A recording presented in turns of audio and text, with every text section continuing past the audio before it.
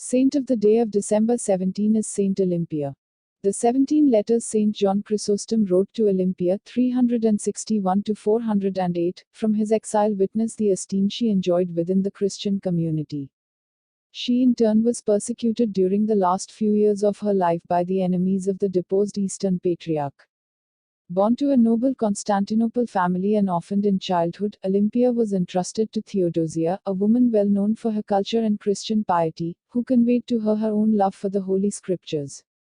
The girl grew fortified by the penances she offered to God and, around the age of 23, married Nebridius, but was widowed only 20 months later.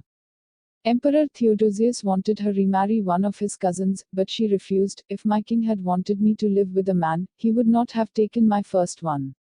Disgruntled, the emperor seized all her possessions.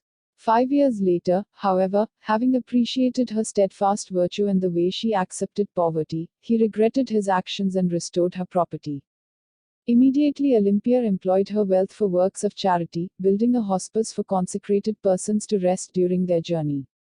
This was at the time of Patriarch Nectarius, who appointed her deaconess. The widow then founded a monastery, which due to her example attracted many young women from the nobility of Constantinople. Their number soon reached 250. When John Chrysostom was summoned there and consecrated patriarch, a holy friendship was established between him and Olympia, whom the archbishop took under his spiritual direction.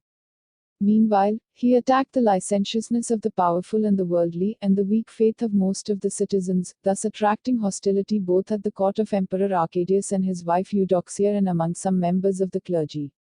At that time Olympia had a hospital and an orphanage built, while supporting Chrysostom's moral and spiritual renewal movement with the humble provisions of food and clothing.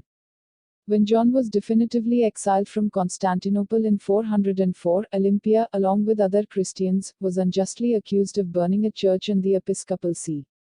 She refused the compromise offered to her by the prefect, namely, her acceptance of the usurper Arsacius as the new patriarch in exchange for being left in peace. For this reason she was sentenced to pay a fine.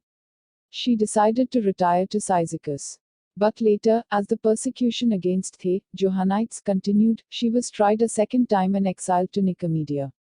Here she died in 408, a year after Chrysostom, with whom she had written letters of comfort and encouragement to persevere in the faith. I do not renounce a solid hope, wrote her friend, because I think of the helmsman of the universe, whose attitude is not to suppress evils at their onset but when they have grown to reaching almost their peak and most people have lost all hope, it is then that he intervenes with extraordinary prodigies, manifesting his own power and strengthening the patience of those who fall.